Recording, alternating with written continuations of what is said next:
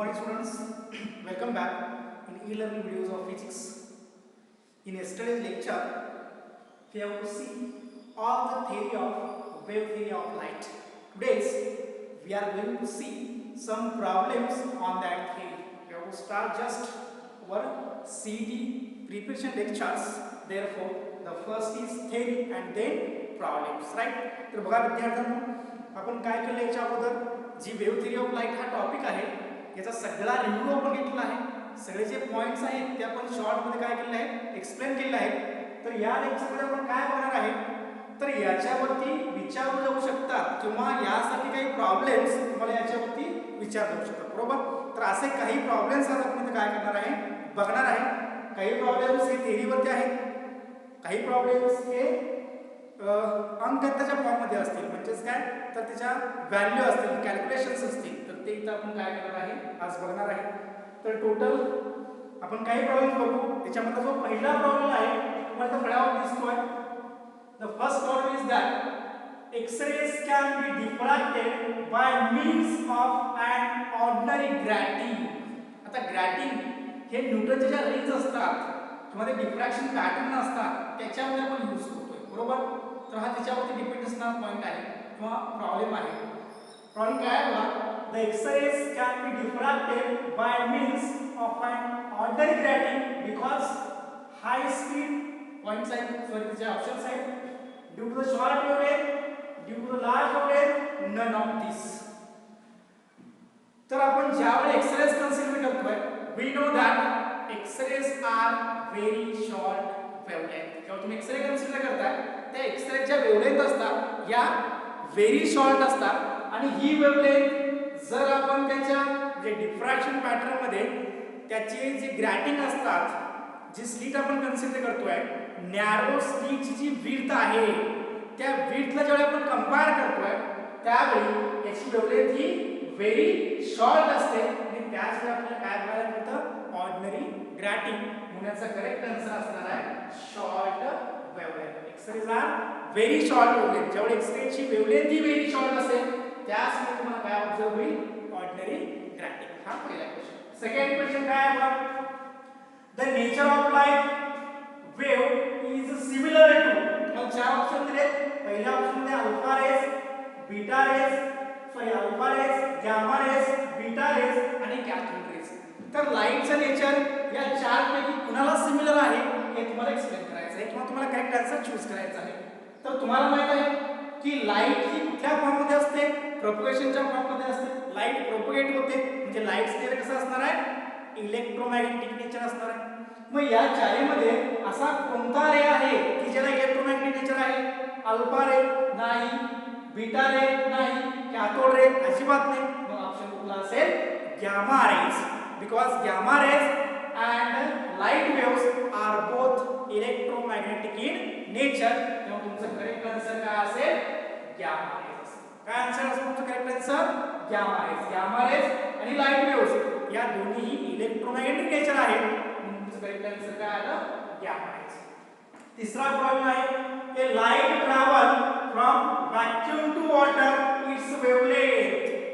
आता ज्यावेळी एका मीडियममधून दुसऱ्या मीडियममध्ये एखादी वेव्ह ट्रॅव्हल होते किंवा एखादा रे ट्रॅव्हल होतोय तर त्याची फ्रिक्वेन्सी रिमेन्स अनचेंज असते, मात्र वेवलेंथ काय होते चेंज होते. आणि मग हे दोन्ही कंपेअर केल्यानंतर व्हॅक्यूम आणि वॉटर कंपेअर केल्यानंतर जी वेवलेंथ असते ती एअरची ऑलवेज ग्रेटर असते as compared to the water.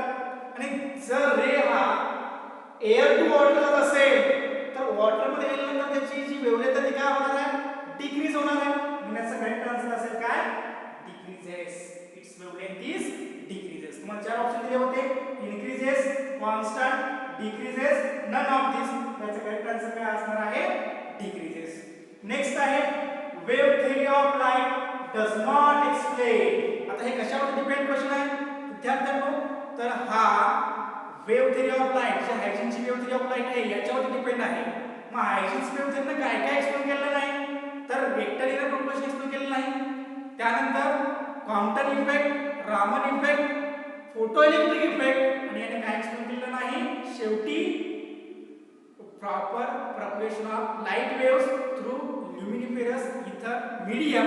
मग याच्या त्याच्यामध्ये त्यानं काय एक्सप्लेन केलं आहे बघा, त्याने इंटरफरन्स एक्सप्लेन केला आहे, त्याने डिफ्रॅक्शन एक्सप्लेन केला आहे, त्याने रिफ्लेक्शन एक्सप्लेन केला आहे. म्हणजे काय एक्सप्लेन केलेलं नसणार आहे त्यांनी?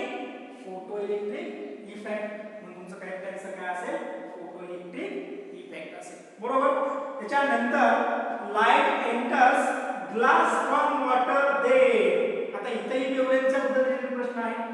जी वेव्हलेंथ आहे म्हणजे एखादा लाईट रे हा ग्लास टू वॉटर मूव्ह असेल तर तुम्हाला माहिती आहे जे लाईटचा स्पीड आहे ते ग्लास पेक्षा वॉटर मध्ये काय आहे? जास्त आहे. मग या केस मध्ये जी ग्लासची वेव्हलेंथ आहे ती वॉटरच्या वेव्हलेंथ पेक्षा काय असणार आहे? हायर असणार आहे. आणि त्यामुळे जर एखादी लाईट रे हा ग्लास टू वॉटर मूव्ह असेल तर त्यावेळी सुद्धा वेव्हलेंथ काय होते? डिक्रीज होते. त्यामुळे तुमचं करेक्ट आन्सर काय असणार आहे? फोर्थ नंबरचं वेव्हलेंथ इज डिक्रीजेस. राईट. त्याच्यानंतर पुढचा क्वेश्चन आहे wave theory of light as suggested by hygiene कुड नॉट एक्सप्लेन. म्हणजे वेव्ह थिअरी ऑफ लाईट जर कन्सिडर केली तर हायजीनला अनेक फॅक्टर त्यामध्ये एक्सप्लेन करता आले नाही. जो न्यूटनला एक्सप्लेन करता आलेला नाही तोच फॅक्टर हायजीनला सुद्धा एक्सप्लेन करता आलेला नाही. आणि तो कुठला असेल? मग हायजीननं रिफ्रॅक्शन एक्सप्लेन केलं आहे, रिफ्लेक्शन एक्सप्लेन केलं आहे, इंटरफरन्स एक्सप्लेन केलं आहे. त्याला काय एक्सप्लेन करता आलेलं नाही? पोलरायझेशन ऑफ लाईट एक्सप्लेन करता आलेलं नाही, वेल एक्सप्लेन करता आलेलं नाही. म्हणून करेक्ट आन्सर काय असेल? पोलरायझेशन. राईट. त्यानंतर नेक्स्ट आहे आता हा जो क्वेश्चन आहे हा डॉपलर इफेक्ट ऑफ लाईट वरती डिपेंड आहे. बरोबर. तर काय आहे in the context of Doppler effect in light the term red shift signifies. आता रेड शिफ्ट आपल्याला माहिती आहे, रेड शिफ्ट आणि ब्लू शिफ्ट. आता रेड शिफ्ट मध्ये काय होतंय? when source of light is goes away from the observer at that time wavelength goes on increases and frequency goes on decreases. या केस मध्ये काय होतंय? wavelength goes on increases and frequency goes on decreases. At that time the spectral light move towards the red end and hence it is called as a red shift. मग आपण म्हणलं बघितलं काय का बघा? Decrease in frequency, increase in frequency, decrease in intensity, increase in intensity. आता इथे इंटेन्सिटीचा काही संबंध नाही. राहिला दोन option, decrease in frequency, increase in frequency. जर वेव्हलेंथ इनक्रीज होत असेल तर फ्रिक्वेन्सी काय व्हायला पाहिजे? डिक्रीज व्हायला पाहिजे. तुमचं करेक्ट आन्सर काय असेल? Decrease in frequency. तुमचं करेक्ट आन्सर काय आहे? डिक्रीज इन फ्रिक्वेन्सी असेल. बरोबर. त्यानंतर नेक्स्ट हा प्रॉब्लेम आहे 1 नंबरचा question. If the critical angle for total internal reflection, if the critical angle for total internal reflection from medium to vacuum. काय आहे? मीडियम टू व्हॅक्यूम म्हणजे medium to air. Glass medium to air असेल किंवा water medium to air असेल ते आपण consider करतोय. Is 30 degree यांच्यामधला अँगल दिला आहे किती? 30 degree. then velocity of light in medium is, then velocity of light in medium is. बघा पुढचा प्रॉब्लेम काय आहे? if the critical angle for total internal reflection from medium to vacuum is 30 degree, then velocity of light in medium is किती असेल? 6 into 10 raised to 8 meter per second, 3 into 10 raised to 8 meter per second, 2 into 10 raised to 8 meter per second आणि 1.5 into 10 raised to 8 meter per second. तर हे कसं explain करायचं? तुम्हाला माहित आहे की हा जो रे आहे हा मीडियम टू व्हॅक्यूम चाललाय. म्हणजे आपला रिफ्रॅक्टिव्ह इंडेक्स बघायला लागेल. बरोबर का? Refractive index of medium with respect to air is equal to 1/sin c. म्हणजे क्रिटिकल अँगलचं आणि रिफ्रॅक्टिव्ह इंडेक्सचं जे रिलेशन आहे ते आपल्याला माहित आहे. We know that the relation between refractive index and critical angle, and the relation is mu m a is equal to 1/sin c. but आपल्याला हेही माहिती आहे की velocityचं रिलेशन कशाशी? रिफ्रॅक्टिव्ह इंडेक्सशी. कसं आहे? Refractive index of medium with respect to air is equal to velocity of light in air to the velocity of light in medium. हे दोन्ही पण असतील तर हे दोन पण इक्वल असायला पाहिजे, म्हणून इज इक्वल टू काय असेल 1/sin c. मग हे दोन्ही आपण कंपेअर केले आणि त्याला आपल्याला काय मिळालं cm is equal to ca into sin c. ca ची व्हॅल्यू किती असेल म्हणजे velocity of light in air 3 into 10 raised to 8 metre per second. आणि तुम्हाला अँगल दिलाय, क्रिटिकल अँगल किती दिलाय 30 डिग्री. हे c च्या बद्दल काय टाकायचं 30 डिग्री. आणि मग तुम्हाला मिळेल 3 into 10 raised to 8 metre per second into 1/2. sin 30 ची व्हॅल्यू काय असते 1/2. आणि मग कॅल्क्युलेशन केल्यानंतर तुम्हाला आन्सर मिळेल 1.5 into 10 raised to 8 metre per second. म्हणजेच काय तर हे तुमचं ऑप्शन नंबर 4 हा एक्झॅक्टली काय असेल करेक्ट असेल. तर बघा पुढचा आहे तो प्रॉब्लेम नंबर 9 आणि प्रॉब्लेम नंबर काय असेल 10. आता प्रॉब्लेम नंबर 9 काय आहे, a driver can see the sunset at an angle of dot dot dot. काय म्हणते त्या प्रॉब्लेम मध्ये, a driver can see the sunset at an angle of dot dot dot. याच्यामध्ये तुम्हाला काय दिले तर वॉटरचा रिफ्रॅक्टिव्ह इंडेक्स दिलाय आणि तो किती आहे mu W is equal to 4/3. आणि तुम्हाला ऑप्शन दिले sin inverse 4/3, sin inverse 1/3, sin inverse 1/4 आणि sin इनवर्स 3/4 असे काय दिलेले आहेत ऑप्शन्स दिलेले आहेत. बरोबर. आता हे ऑप्शन जेव्हा आपण कन्सिडर करतोय त्यावेळेला पुढे काय असेल, we know that refractive index of water with respect to air काय असेल 1/sin c. हे रिलेशन आपल्याला माहित आहे.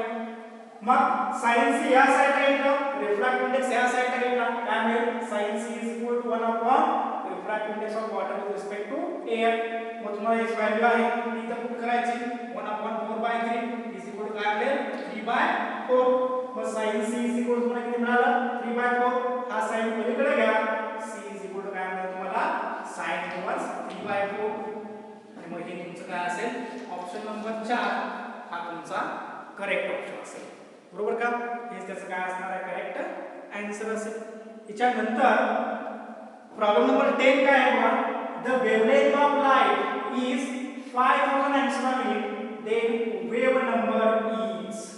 आपल्याला काय करायचं आहे वेव नंबर काढायचा आहे. दिलेली काय आहे वेवलेंथ.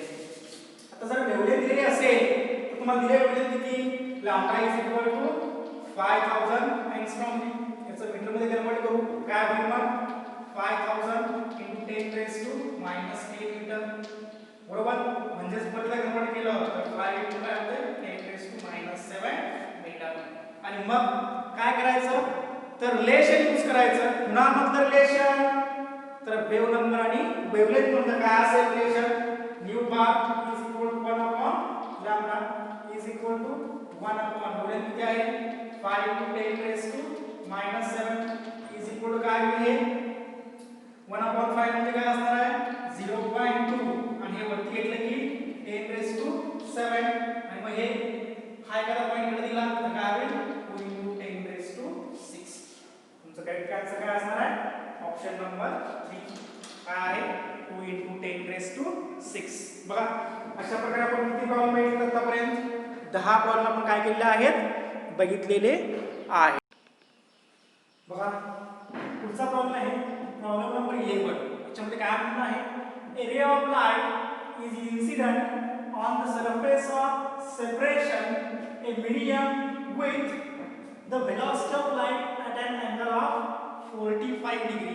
फॉर एक्झाम्पल असं जर असेल आणि हा इन्सिडेंट रे असेल तर हे जे सेपरेशन आहे हे तुम्हाला सेपरेशन दिसतंय दोन मीडियममध्ये सेपरेशन असेल आणि याच्यावरती हा जेव्हा रेडिएशन इन्सिडेंट होईल किंवा हा रे जेव्हा इन्सिडेंट होईल इथला जो अँगल आहे आय तो तुम्हाला किती दिलेला आहे 45 डिग्री. म्हणजे अँगल ऑफ इन्सिडेंस तुम्हाला किती दिलेला आहे i is equal to 45 degree. पुढे आणि refracted in a medium at an angle 30 degree.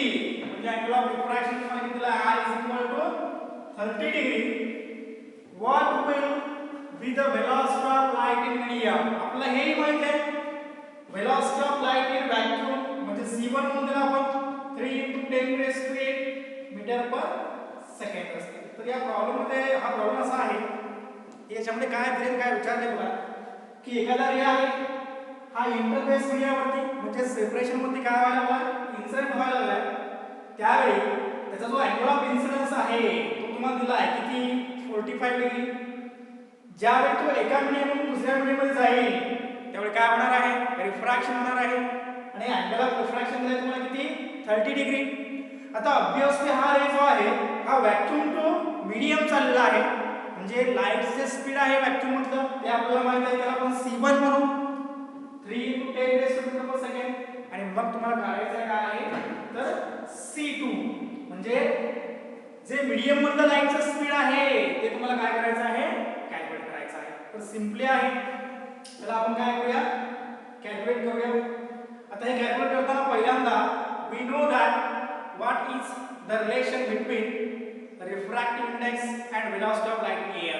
तर आपल्याला माहित आहे mu is equal to sin I upon sin r is equal to काय असतं velocity of light in air divided by velocity of light in medium. बरोबर मी आपण असं म्हणू शकतोय mu is equal to sin I upon sin r is equal to c1 upon c2.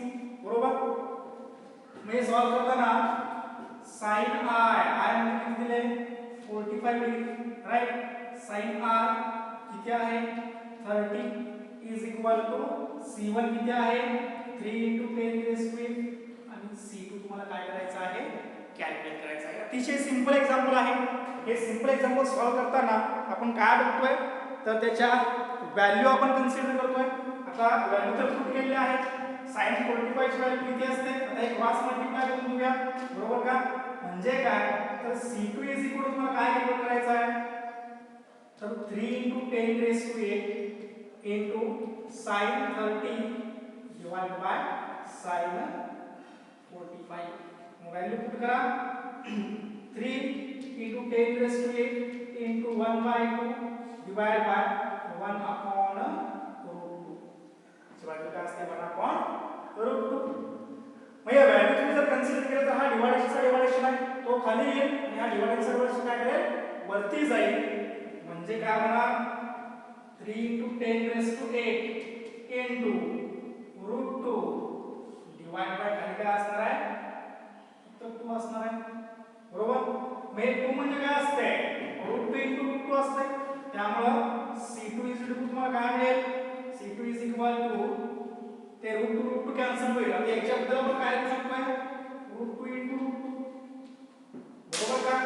मग हे √2 cancel होईल √2 ची व्हॅल्यू किती असते 3 × 10⁸ डिवाइड बाय 1.414 बरोबर का. मग त्याने जर आपण त्याला डिवाइड केलं तर आपल्याला आन्सर मिळू शकतो.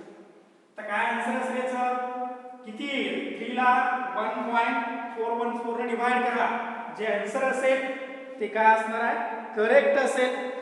आता ज्यावेळी आपण डिवाइड करतोय तर किती हे तर 3 × 10⁸ ला 1.414 ने डिवाइड केलं तर काय येईल बघा 3 डिवाइडेड बाय 1.414 तर 2 1 2 × 10⁸ आहे बघा कुठं आहे कुठं आहे तर हे तुमचं काय असेल करेक्ट आन्सर असेल. तर याच्यामध्ये काय केले बघा की तुम्हाला एका ठिकाणचा आन्सर दिलेला आहे म्हणजे तुम्हाला दोन अँगल दिले एक वेलोसिटी दिल्या आणि दुसरी वेलोसिटी काढायची. तर पहिल्यांदा स्नेल्स लॉ यूज करायचा. स्नेल्स लॉ हा कशा शिकवला आहे velocity of light near to the velocity of light in medium आहे. अशा प्रकारे तुम्ही काय करू शकता हा प्रॉब्लेम सॉल्व करू शकता बरोबर का राईट. तर प्रॉब्लेम नंबर 12 काय आहे बघा light passes through glass of refractive index 1.5. तुम्हाला काय दिलं आहे रिफ्रॅक्टिव्ह इंडेक्स दिला 1.5 व्हॉट टाइम रिक्वायर्ड म्हणजे एवढं आपल्याला माहिती की काय करायचं आहे टाइम काढायचा आहे टू ट्रॅव्हल 4 × 10⁻⁷ इन ग्लास. म्हणजे तुम्हाला दिले काय मीटर 1 युनिट आहे डिस्टन्स किंवा डिस्प्लेसमेंटचं म्हणजे डिस्प्लेसमेंट तुम्हाला काय दिले आहे डिस्प्लेसमेंट इज इक्वल टू किती दिले आहे 4 × 10⁸ मीटर. त्याच्यानंतर तुम्हाला रिफ्रॅक्टिव्ह इंडेक्स दिला आहे RI is equal to mu is equal to किती दिला आहे 1.5 आणि तुम्हाला टाइम काय करायचा आहे कॅल्क्युलेट करायचा आहे. तर 4 ऑप्शन तुम्हाला दिले आहेत. त्याच्यामध्ये 4 सेकंड आहे, 1/4 सेकंड आहे, 1/2 सेकंड आहे आणि 2 सेकंड आहे. तर आपण हे कसं कॅल्क्युलेट करणार? तर रिफ्रॅक्टिव्ह इंडेक्स मध्ये लाईट पासेस थ्रू ग्लास, म्हणजे ही लाईट कशी ट्रॅव्हल होणार आहे? एअर टू ग्लास ट्रॅव्हल होणार आहे किंवा ग्लास टू एअर, बरोबर का? Refractive index of glass with respect to air, बरोबर. तुम्हाला माहिती आहे refractive index of glass with respect to air is equal काय असणार आहे? CA/CG, हे रिलेशन तुम्हाला माहित आहे, बरोबर. मग याच्यावरून CA ची व्हॅल्यू तुम्हाला माहिती आहे 3 × 10⁸ डिवाइड बाय CG. therefore याची व्हॅल्यू किती असते? 1.5 is equal to 3 × 10⁸ divide by CG. म्हणजेच काय? CG is equal to 3 × 10⁸ divide by 1.5, म्हणजे C ची व्हॅल्यू तुम्हाला किती मिळेल? 2 × 10⁸. म्हणजे velocity of light in glass तुम्हाला किती मिळाली? 2 × 10⁸. परंतु तुम्हाला काढायचा आहे टाइम. तुम्हाला काय काढायचा आहे? टाइम काढायचा आहे. आणि तुम्हाला माहित आहे velocity is nothing but displacement upon time. therefore velocity is equal to displacement upon the time, बरोबर. मग velocity ग्लास मध्ये किती आहे तुमच्याकडे? किती आहे? 2 × 10⁸ आहे, बरोबर का? बरोबर. 2 × 10⁸.